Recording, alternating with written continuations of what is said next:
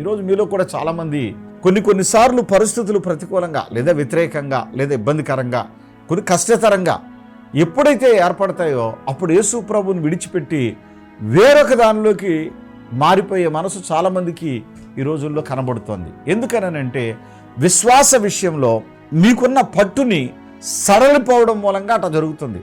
విశ్వాస విషయంలో పట్టు సడలనివ్వకూడదు, ఇది గుర్తుపెట్టుకోండి. భక్తి జీవితంలో నీ పట్టు విడవకూడదు, నీ బలం జారిపోకూడదు.